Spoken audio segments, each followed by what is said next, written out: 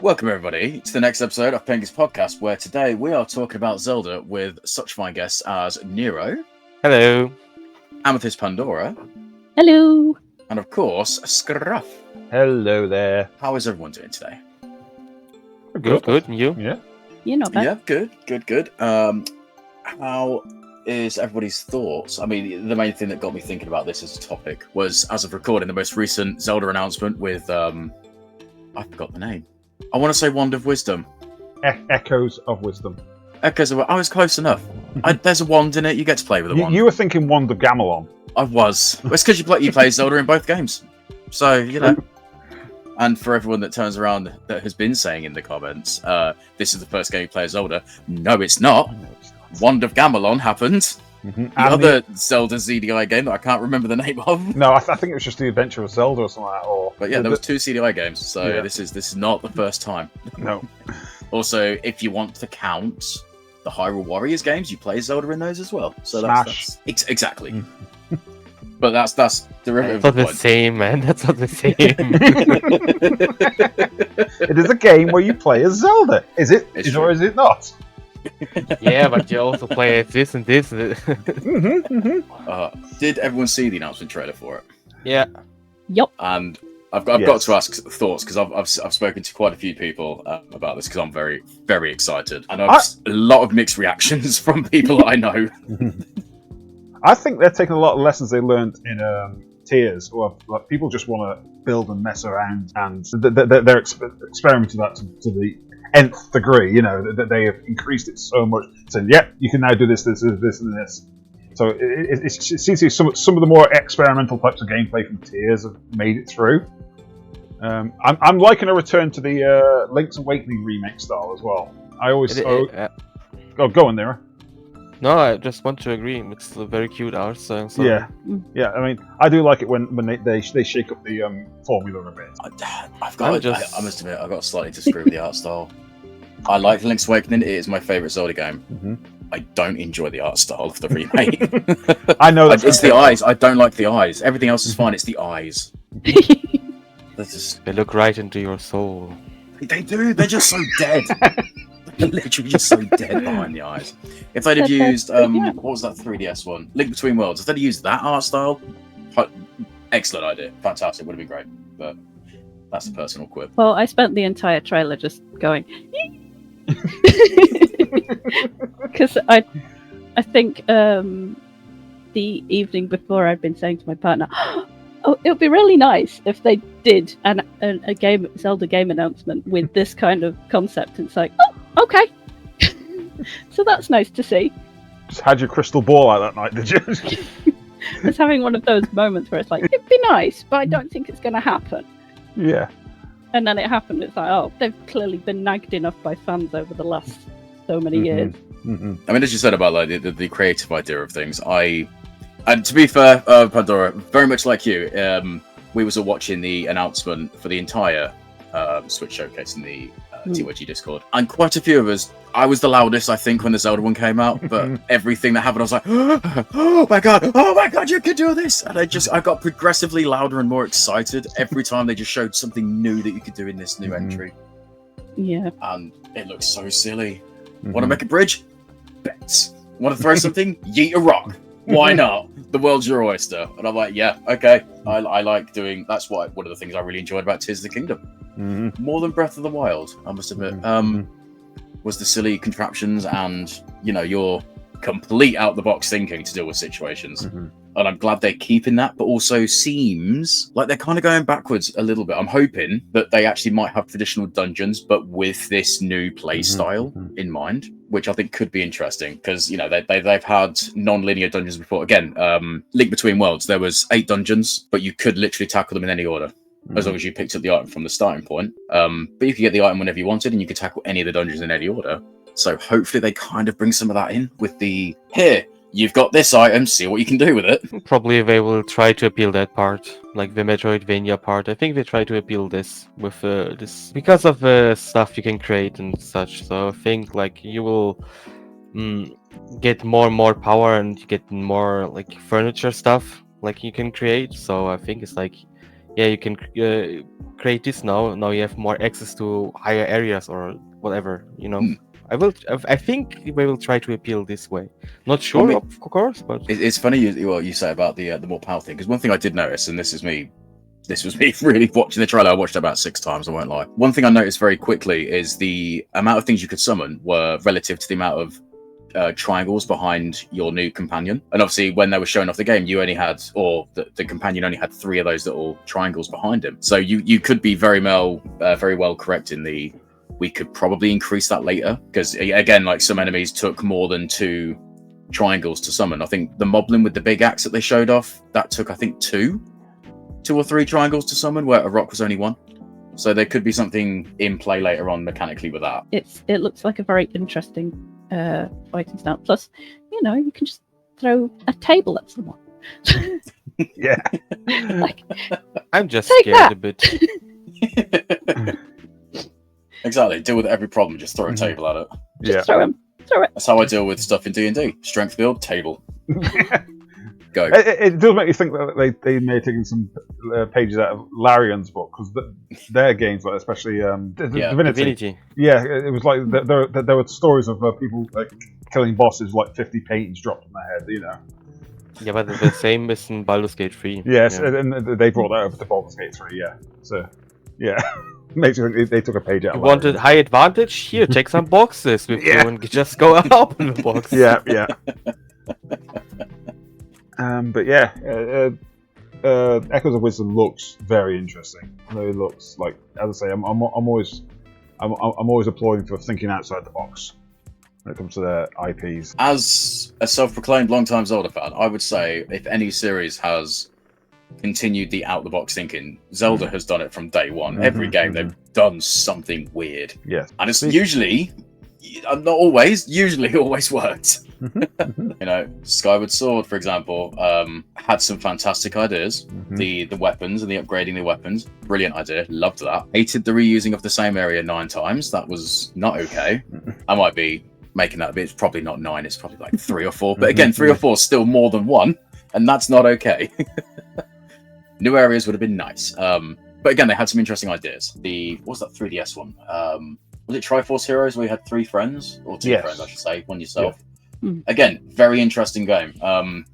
Effectively off the back of the Four Swords games. But again, interesting idea. Level-based missions. Again, like Four Swords did. But if you didn't have the friends to play it with, you could still do it solo. It just wasn't as good. Well, which leads us kind of onto our opening topic. Well, let's say opening topic, next topic.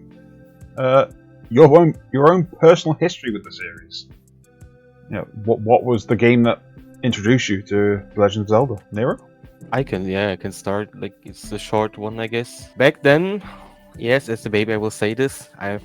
Back then, I wasn't very knowledgeable about how to get games and such. So I was bound to what my dad and my uncle bought. And they got me the Wind Waker double package on the GameCube. Ooh. It had, I think, Ocarina of Time and something else as well. But if I recall correctly, it had the base Ocarina? version of Ocarina and also had the Master Quest version of it as well, bundled, yeah, I as think well as that. Wind Waker. So my first touch into the series was Wind Waker. Ah, interesting. I do have to ask though, did you? I mean, I'm assuming you played the Ocarina of Time as well. Yeah. This might be a bit of a deep But thought question. Do you remember which one you might have played first, or was it definitely Wind Waker you played It was first? Wind Waker first. Oh, okay. Because it was the biggest picture on the book. I am simple, okay? Trust me when I say that means nothing for me. I mean, I was a simple guy. I'm still a simple guy. I was like, this is the big picture. I think it was also like your first CD on the front as well. Like I think the other one was a double CD, if I remember correctly. So the first one was Wind Waker for me. So yeah, I was like, yeah, whatever, I take this and play it. Yeah. That's a fair reason. My last entry was, to be honest, might sound funny, but this was Sky Sword HD version on Switch. Ah. I got this when I visited you guys in UK. Oh, nice. And I always wanted to try it out because I never had a Wii.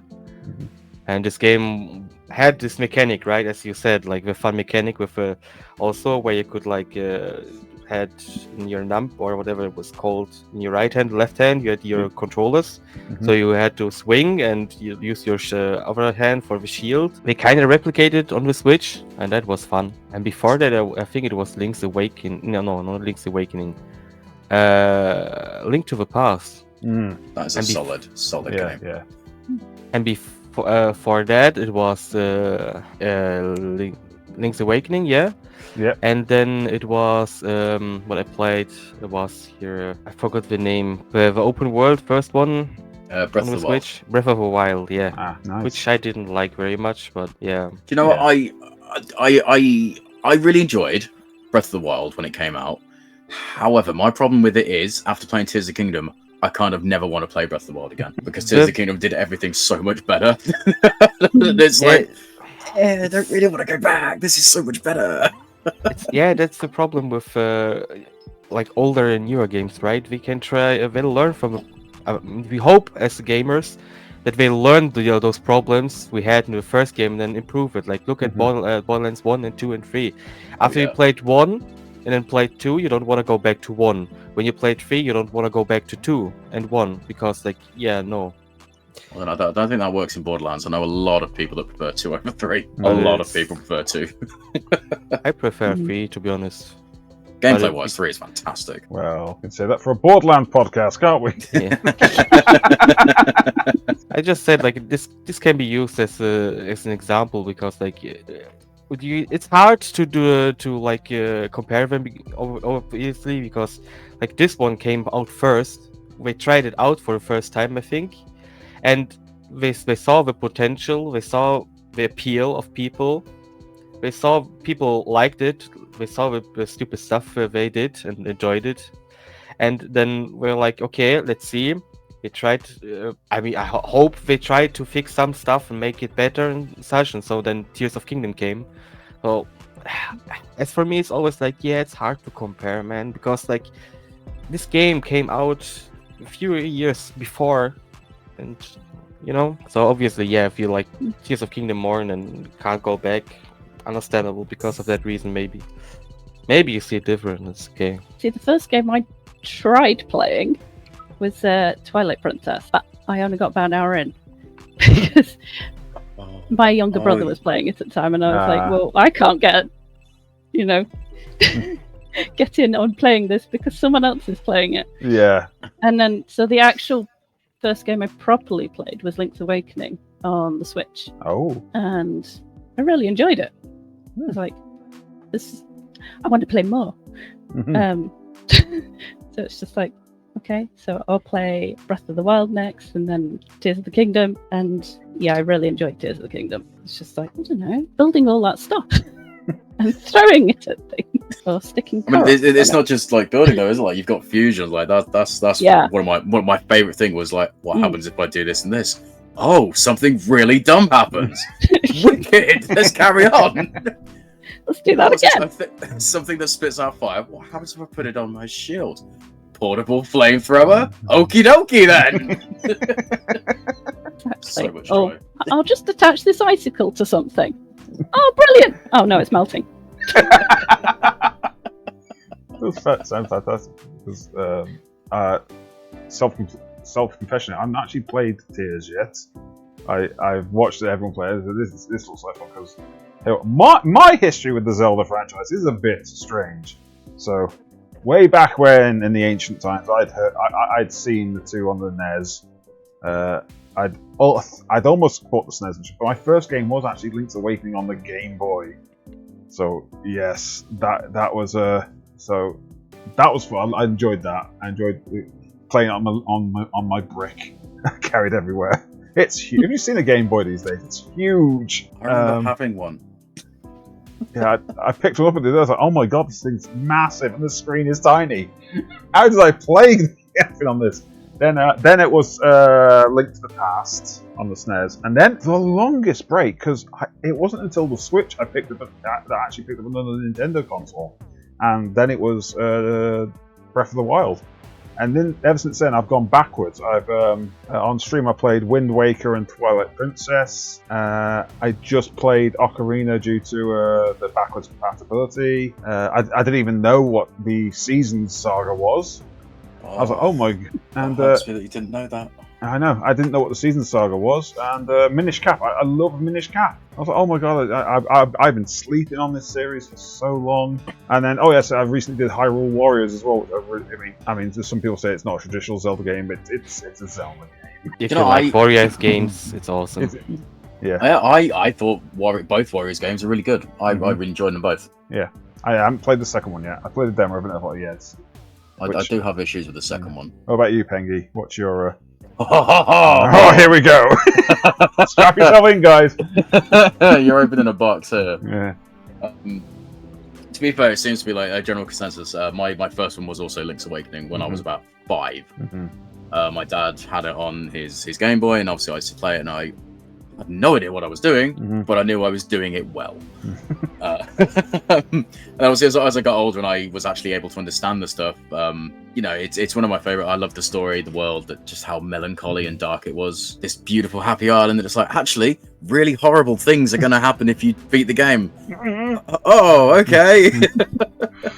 Brilliant game, loved it. And that was the opener for me. And then pretty much from there, it was almost as they released is when I played them. So Ocarina was next, Majora's Mask was after. The Oracle games, I think the Oracle games came out in 2000 something. So I was just hitting high school around that time. Yeah. So I went back and got SNES to play Link to the... No, I played that on Game Boy Advance, sorry. Because that came out on Game Boy Advance, was Link to the Past. But number 1 and 2, because on my GameCube, I've still got it somewhere. I have the promotional disc that had Zelda 1, 2, Majora, and Ocarina as well.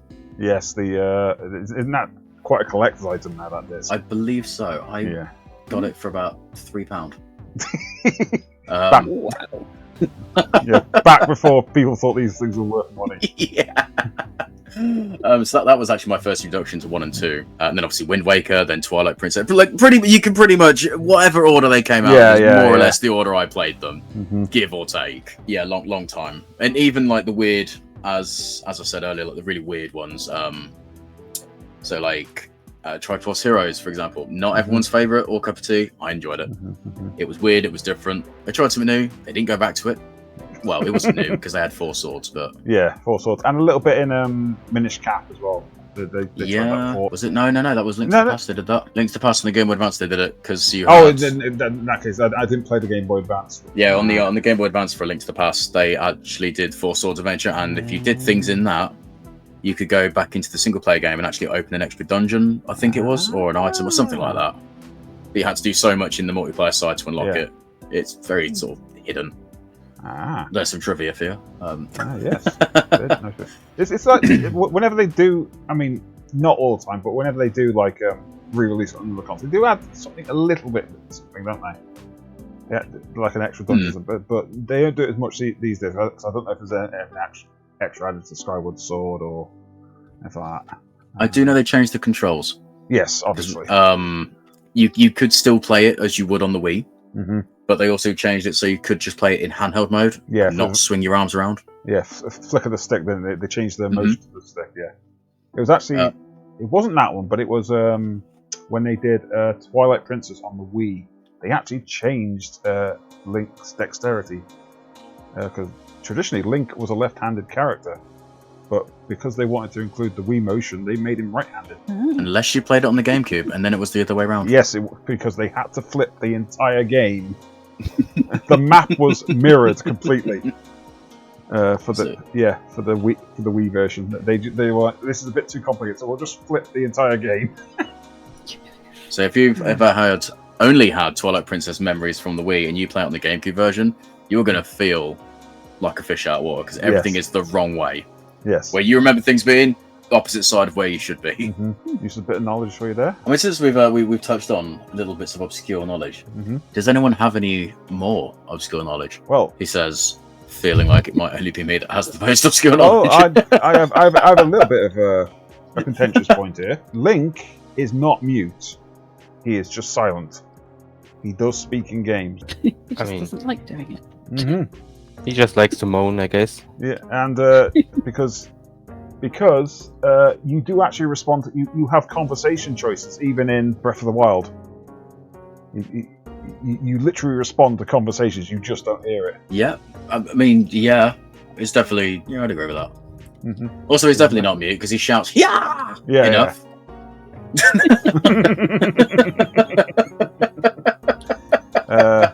I believe the community is, or there is an actual term. It's called selective mutism.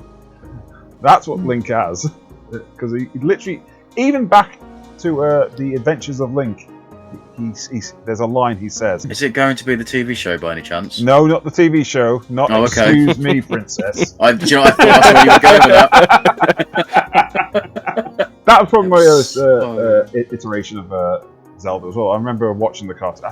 I think he had a guest appearance in Captain N, the Game Master, but of course he had half the Super Mario Hour as well.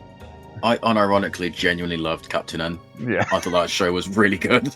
I hate what they did to Mega Man, but the whole thing was great. I challenge you to listen to an hour of Mega Man from that show. His voice is terrible. I hate it. Everything they did to Mega Man was a shame. But Simon Belmont, absolute sass queen. That's something I will never experience. What? I've never seen that screenshot before. Yeah. This, of course, comes from the classic Nintendo of what was it? Where it was very badly translated. Oh yeah. Yeah. Well, I mean, the most infamous one from Zelda 2 is I Am Error. Yeah, I Am Error. So what guys would you it's a secret thinking to about everybody. it? Like, why is he doing this? He's mute, so you can put yourself in his shoes at a gameplay point. But effectively, it's led to this like community legend or trope that Link is mute. When he's not actually mute, he's just silent. So would you take it as a reasoning as well, or I mean? No, there's no real reasoning. Or... That actually, there is a line. There is a line from Breath of the Wild. I must admit, the only Zelda, the only iteration of Link I wished had a voice was Wind Waker Link, because he is just one sassy boy. He's just nothing but anger and sass in his face, and I just wished he'd have had a voice. So I'm going to quote from Zelda's diary from Breath of the Wild. With so much at stake and so many eyes upon him, he feels it necessary to stay strong and to silently bear any burden. That is the most explanation we've got of Link's selective mutism. So how many years took it the Nintendo to Well, give more face to Zelda to Link? well, Breath of the Wild. It's a long time. So what was it, Like, you probably 86, didn't think, 2017, so that's like 30 years ish. Yeah. 29 Probably to be exact, but We finally need to say why Zelda, why Link is so quiet. Mm-hmm. Then no, took him only 30 years. Yeah. but then here's the question, yeah. And it actually segues us quite nicely. Mm-hmm. Go Brain. Is that Nintendo giving an actual answer, or is that Nintendo responding to fans making up theories, a lot like the timeline? Now, yes. Aha! Is it them actually giving us an answer, or is that just them pulling the Pandering. actually? Why Pengy? Why? The timeline. Now, the timeline is official. They say it's been there since the start. I'm calling no on that. I was definitely shenanigans there. 100% no. 100%. It hasn't been there from the start because they've changed it twice. They've genuinely changed it twice. Oh, so I have the timeline in front of me. Oh, here we go. So it So what starts. is the true timeline, then, please? Here we go. So we have a single. This is the single timeline, right? We have the creation of everything. Now, the earliest game in the timeline is Skyward Sword, the creation of the Master Sword, as far as I'm aware. I've not actually played it myself. That is correct. Yeah. Then the next game is the Minish Cap, the origin of Link's hat, apparently. We needed that. Then Four Swords, because that brings back an enemy from the previous games. Then here's where it gets muddy. The Ocarina of Time. The Ocarina of Time happens, and there are 3 possible outcomes to the Ocarina of Time.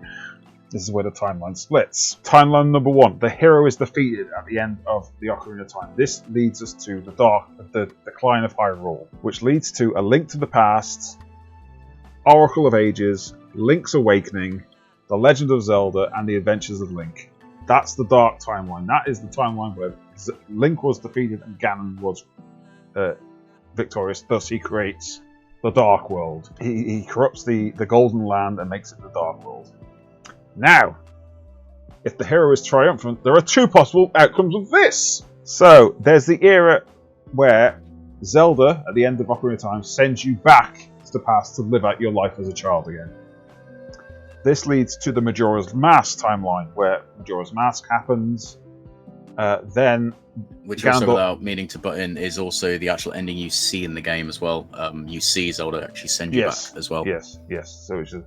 And now it leads to Majora's Mask and the actual death of Ganondorf. Because Link was sent back as a child, Ganondorf never evolved into Ganon. He is defeated as Ganondorf, which leads us to the Twilight Princess and Four Swords Adventures, which does reincarnate Ganondorf. That is the end of the timeline where Link is sent back as a child. However, then there's the timeline which Link is sent back from, where the adult Link who was there saved the day, and then all of a sudden the hero disappears. To the public knowledge, the hero disappears because Zelda sent him back to a child. From this timeline, we get the Wind Waker branch off.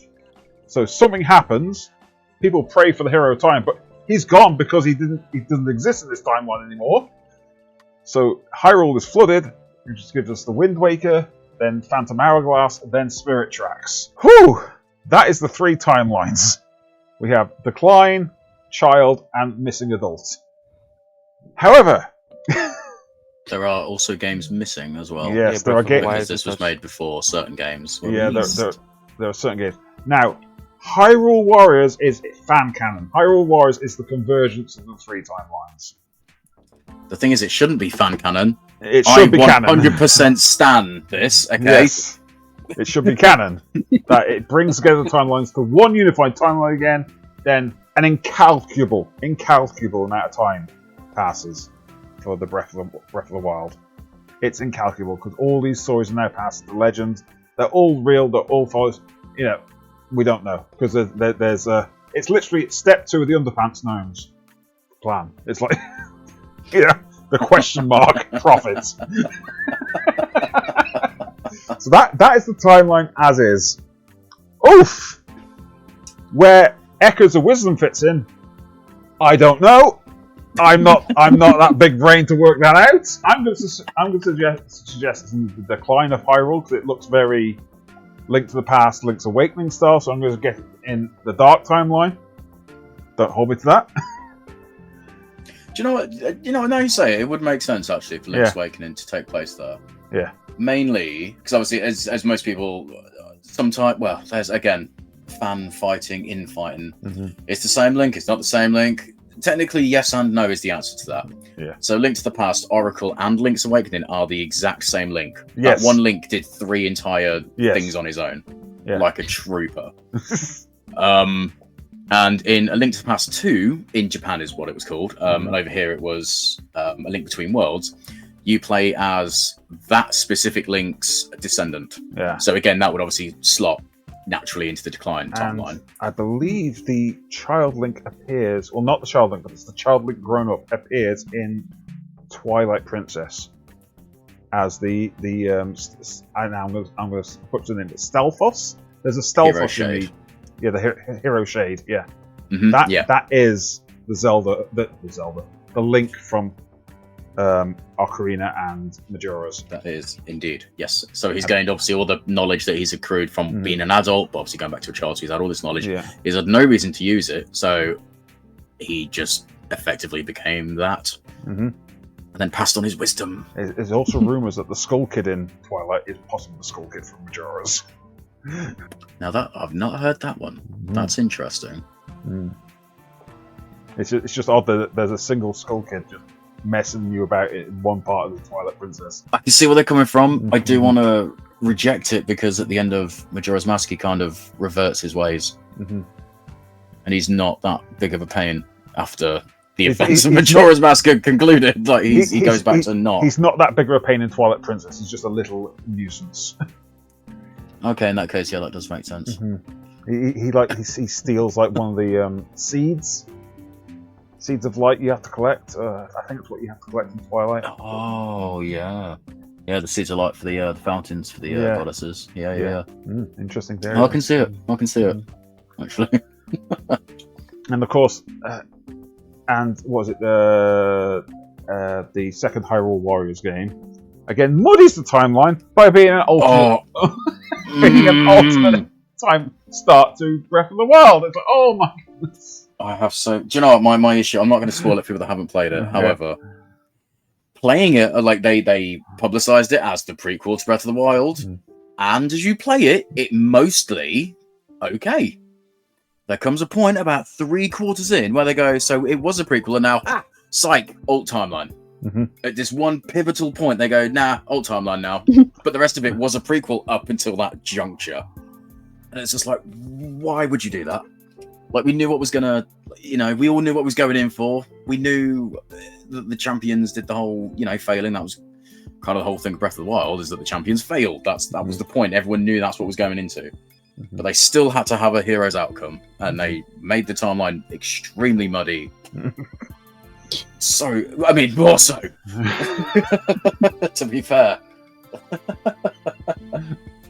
And why Nintendo won't they just need to accept that Hyrule Warriors is the correct convergence. Or just say, there's no timeline. A bunch of stuff just happens. Yeah, all that. But like, Just obviously for Pandora and possibly Nero, I know Pandora's the freshest out of your lovely bunch here for them. But the reason most, I guess, Zelda fans consider Hyrule Warriors as the convergence is that obviously where the timeline splits. So when we split off where the adult Link wins after Ocarina of Time, and Hyrule gets flooded, all of the Zoras disappear and were placed with Ruto, which are the bird people. And yet in the other timelines we don't have any Ruto because we still have Zoras. And yet Breath of the Wild has both. Like, they have both races there, and that hasn't happened until after Hyrule Warriors existed. I never thought of that, yeah. There's also, and to make this go even further, to support this theory, on the mountaintops when you're in Tears of the Kingdom or Breath of the Wild, you can get rock salt, which is normally formed after the ocean. Now, Hyrule was flooded, then got drained. Why would rock salt be in the mountain? Because there's not generally oceans up there unless it was Hyrule that got drained. Interesting. Yeah. So there's quite a few things that back the theory that this should be the convergence points, and why won't Nintendo just accept it? I never got the convergence of the Zora and the bird folk before. And I was like, oh. So there's other little bits here and there, and though, but like those are the main. Yeah. Like not the main two, but they're some of the biggest sort of two. And also, you could go further as well. And in Tears of the Kingdom, sorry. Why would there be relics of various Linkses from different adventures? Like, you can get, I mean, okay, you could claim just Easter eggs, but why would it be a treasure map in the world to get Link's Awakening's armor? You can get the Hero of Wind's armor. You can get the Dark Twilight Prince armor. If the timeline didn't converge and all of them, left bits behind. I'm going to stop because I will just keep rabbit holing this. Yeah. But it's interesting to see, like, everyone obviously gets it differently, right?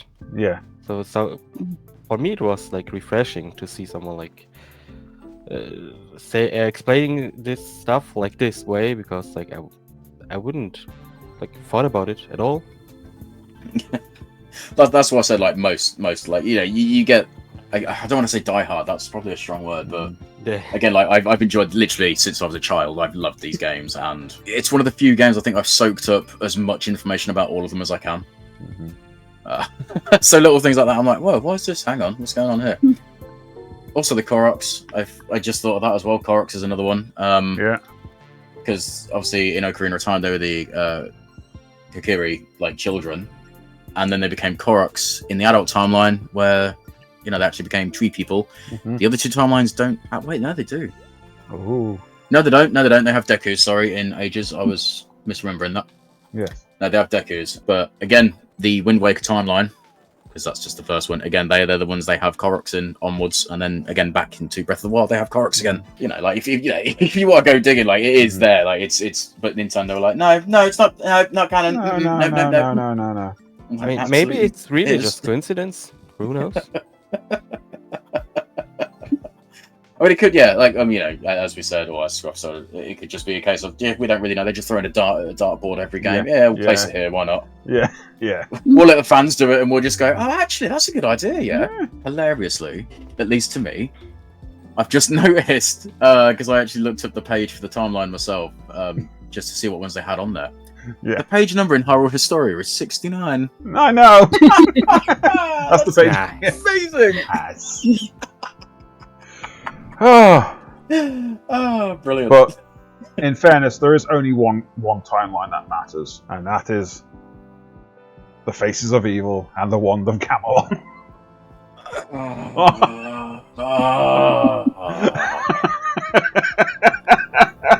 We touched upon them as anyone ever played the infamous games on, was it the 3DO or was it the CDI? 3DO. On the 3DO. Was it 3DO or was it CDI? No, it's the Philips CDI, yeah. It's CDI, yeah. As anyone do people know the story of how those came to be?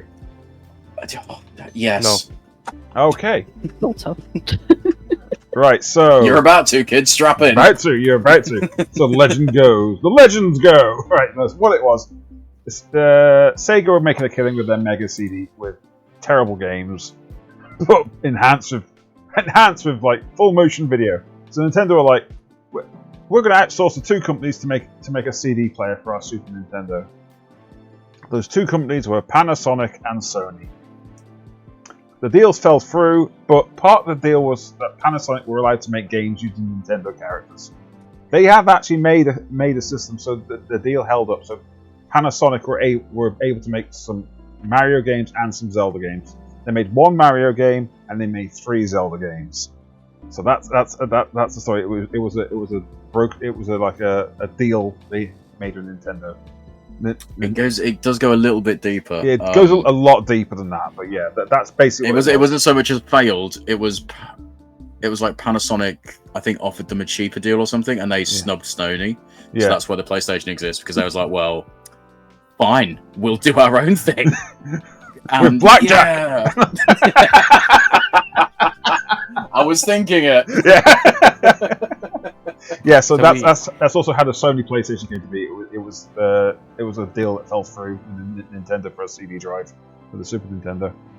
So we have to blame them Mhm. that Nintendo doesn't do any deals anymore with someone else, or what? Mhm. Pretty much. Okay. No, they do things. They do. Nothing comes to my mind straight away, but yeah. I mean, I can think of one immediately, and it's Zelda related actually. Yeah. So I don't know if anyone remembers the little indie game Crypt of the Necrodancer. Oh They did a Zelda Yeah, the spin-off. collab. Yeah, the collab there. And Yeah, they did the Cadence of Hyrule, which is really, really good. Yes. nice But rhythm again, game. Also that was a not deal. easy. I mean, to be fair, thinking about it, even the Ages games, the Oracle game, Oracle, not Ages. Both of those were actually done by Capcom. Yes. Again, that was from a failed deal. There was supposed to be a trilogy of games, I think. Yeah, but they couldn't get it to work. No, they they wanted couldn't get 3 games to work in between each other, which would have been amazing. But Would have we been got amazing. 2. You know, Got 2 of them, yes. Did we ever talk about our favorite game of the Zelda Oh, world? no. We talked no. about our entry and such, Yes. but I think not That's a point. our What- favorite. Yes. Ooh. What's your favorite? My favourite. Oh. I'm going to need a minute on this one. Take your time. It's not easy, but It's not an easy one. I know. I'm going old school. I'm going way back to Link's Awakening on the Game Boy, the Game Boy version specifically. That was my favourite. It's my first, and I loved it. I love the way they experimented with like having a side. I mean, it wasn't unique. So going back, I was like, oh, they did this in did they do it in the original? They did it in Zelda 2. I think they did it in Zelda 1 when I just remember like when they went downstairs to pick up like the raft. That was like No, they didn't do it in 1. That was just sort of flat plains. Like even when you went into like like shopkeeper stuff and whatnot. Yeah. It was definitely like number 2 was every dungeon you went in, or yes. stuff. So yeah, it was like, I liked, Link's Awakening. I suppose my favorite. I still haven't decided whether or not it's a happy ending. The end of Link's Awakening. It's a bizarre ending. It's like no, it's the not. answer. I know. It's like, yay, No. we saved the day. Yay! Oh, everyone's dead. No, not dead, but oh. The slightest bit of happiness you can get from that game as an ending is if you do the game music. and the music as well. But like the NPC Marin, if you, because obviously speak a little bit of the story, she speaks about wanting to fly away and become a bird. If you beat the game and don't actually die at all, like no continues, the ending cutscene changes where Link will look up and you hear Marin singing her song and like a seagull flies by. And then a face of her appears in the sky afterwards. That's probably the closest you'll get to the happy ending. God. Yeah. Wow. So yeah, Link's Awakening was my first and my favorite. I'm used to Nintendo making horrible games, or more like hiding the horrible part. Look at Pokemon. It's not cute at all. If you're now behind. If you think Pokemon is cute, then I don't know what's wrong with you. Out of the ones you played, Pandora, what are your favorites? Or I would I mean, say Link's Awakening, the Switch one, because I didn't play the other one. The music was so gorgeous there. I'm just like, I like the art style. Link looks like he's seen some things. The eyes. By the end, he definitely has. Oh yes. I know it's not like a happy ending and all of that, but I'm like, I really like the dungeon and just like figuring everything out. So yeah, that's pretty much. I like the other ones, but that one was my favorite. Yeah. What about yourself, Nero? Because you brought the question up. Nostalgic. This is where he says I don't have one, even though I asked it. No. Nostalgic wise, I would say, because it's my start, obviously, it's Wind Waker. Like, but really, I think Link to the Past. Yeah, no solid one. Like if you put the nostalgic part away, then yeah, it's Link to the Past. Yeah, Link is a good one. I mean, it's naturally one of the best ones because they copied it a couple of times. Like it, I mean, I'm definitely paraphrasing the idea here, but if you look at what they did in Link to the Past, they did the exact same thing in Ocarina of Time, and they did the exact same thing in Twilight Princess. 3 gems, get the sword, 7 dungeons, go. Which again, I'm not against because it was a big old adventure each time. With randomizer, it's always a new experience. Speaking of sharing DNA, because I played them in what I'm going to quote unquote the wrong order, I was amazed how much DNA was shared between Twilight Princess and Breath of the Wild. Even on the GameCube, I'm going to say on the GameCube, the map is almost identical. The way you defeat Ganon is identical. There were so many things that was like, this is like, it's almost not beat for beat, but yeah. I was like, there's so much DNA shared between these two. It's definitely a common thing. I mean, like again, funny enough, going back to Link to the Past, like the way you fight Ganon is you smack a ball at him and then back and forth. That's how you beat Phantom Ganon the first time in Ocarina of Time. You play tennis, and then batter him.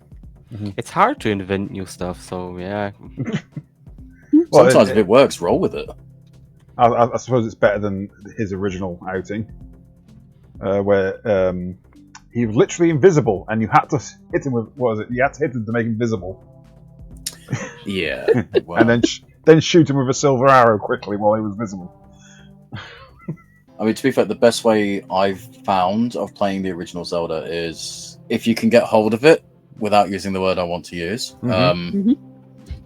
It's called BS, which is hilarious. Legend of Zelda, and it was originally on the Satellaview for obviously Japan. Yeah, but there's places that you can get it, and it's the full English version. You can play it start to finish, and it is Link to the Past art style and assets, but it's the first Zelda game. Yeah, and it is absolutely gorgeous to play. So for everyone at home, the Satellaview was a very early internet machine, wasn't it? It was a very early internet console. You could literally only play it for an hour. So it's not actually. It wasn't like it was more like a like a cable box. So they would literally broadcast the game. You download it and you were able to play it during the times that they were broadcasting the game, which is usually like an hour a week or something like that. It was basically TV showed the game. Yes, it was. And when that hour was up, that's it. Tough. Wherever you stopped, that's where you stopped, and then next week you'd continue from where you stopped. Yeah. At least it saved. Then I guess. Yeah, it did. Yeah. Imagine it wouldn't be like wouldn't I have can't remember if saved. they did it with a code or if they actually saved. I believe it was a battery save. Or it saved it server side or something like that. But yeah, they have hacked it. They have brought it to the masses. No. It's like not Garage kitted it, but you know what I mean. It's like they've adapted it so it works now. Yeah, and it's English translated. I've seen some speedrunners play it. And I enjoyed playing it. I believe there was a male and female main character as well, if I'm remembering correctly. Yes, that was to do with the Satellaview's avatars, because they were the actual avatars for the console thing itself. Peripheral, that's the word. But again, because obviously people have fan translated it, they've also changed it. So instead of having those avatars, you can just play as Link. So you can go just that one step further and have it as almost a Zelda 1 remake, almost. Yeah, almost. I mean, since we're in this sort of awkward corner, obviously you said Link's Awakening is obviously one of your favourites. There is an application out there which is Link's Awakening HD, and it's the Game Boy Color one. Yes. But they've modded it out, so instead of having block screens, it's just this one sprawling map. I believe we looked at it and then we could zoom the map out so far while still controlling Link. You can run around, still get hurt, kill stuff. And the island is so small. I didn't realize how small it was when you zoom it all the way out. It's like, oh my goodness. But that's definitely worth a look if you like Link's Awakening. There was going to be a Legend of Zelda like Maker, like Mario Maker, wasn't there? That was completely fan-ed, and it was like, and then Nintendo went, no, thank you. Take it off the internet. Well, I have a little bit of trivia on that as well. So that game, if I'm remembering this correctly, because I had to do a little digging the first time around when I saw it. So yes, we was going to have a fan-made Zelda Maker. Nintendo got involved and was like, absolutely not, stop this. They didn't. They instead changed the name. And you can actually buy this game. I reviewed it, I want to say a year or two back, maybe. It's called Super Dungeon Maker. Oh. You look at the art assets, they are literally legally distinct SNES Link to the Past sprites. They look almost identical. The main character is a chicken. And there's loads of silly references to the game. There's even a statue like in the main hub of a chicken holding a sword like Link does in Link's Awakening. And yeah, it's basically a Zelda Maker.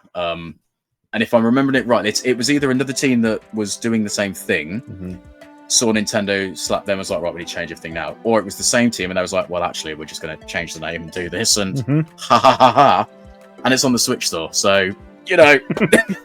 Who won in the end, hey? It's very good, though. I have seen a ton of mods. I've seen a first-person Zelda 1 game as well, made in what looks like the Doom engine. I keep meaning to download that and give it a go. Yeah. There's tons of fan games out there. Oh, yeah. I mean, do you remember the old Flash game times of the internet? There was one I played as a wee teenager. It was called The Lamp of Something or Other. And it was like Minish Cap art style, and had a whole little adventure. And the very ending, it was this big boss against a desk lamp. And all you had to do to beat it was just walk up to the plug and unplug it, and that was it. The game was done. It was so silly. It was so silly. Okie dokie. So that was a long discussion about Zelda stuff. I'll be honest, I could keep going, and I'm sure the lovely guests could also keep going.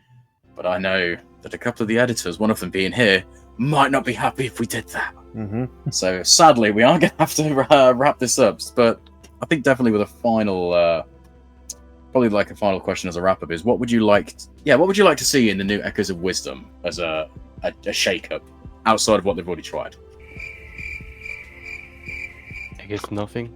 I was just about to say, and silence fills the room. Yeah, that's quite a difficult question. Let's have a new question. Are you looking forward to Echoes of Wisdom? The answer is yes. Yes and no. Yes and no? Oh, Yeah. okay. Yeah, well, you know how the new games are always like, Yeah. it's a gamble nowadays. It's true. So I try to try to refrain myself to get hyped. That's fair enough. I mean, Yeah, that's I'll be fair. honest, I'm all in. I'm hoping it does well because I always enjoy seeing different things. Whether I pick up myself or not is a different matter because I'm having to budget myself on games recently. If I have to take out a loan to buy the game, I'm doing it. That's all I'm saying. Like, I might not be in a good position at the moment, but if I have to take out a loan, I will do that. I want it very much. Fair enough. Well then. Yeah. And on that note, we'll call it. We'll call it time right here. So obviously, thank you to Amethyst Pandora for joining us today. Where can we find you? You can find me on Twitch as Amethyst Pandora. Anywhere else? Just there in the Twitter Spaces, or In Twitter, I am PandoraNet, but everywhere else, I am Amethyst Pandora. well, it's absolutely been lovely to have you. It's been lovely to be here. Our boy Nero, whereabouts? Again, thank you to coming along. And whereabouts can we find you? Well, obviously, thank you for having me again. It was a blast as always. First of all, you can find me on Discord, on Twitch, obviously, under NeroSP, on Twitter, under Nero Kazato. That's most social media, I think, I use. And obviously, we all know the lovely Scruff and where we can find him. Hello, Tell us again yes. anyway, Scruff. I'm on Twitch. My work is on the TYG YouTube. You can find some of my work on the TYG website as well.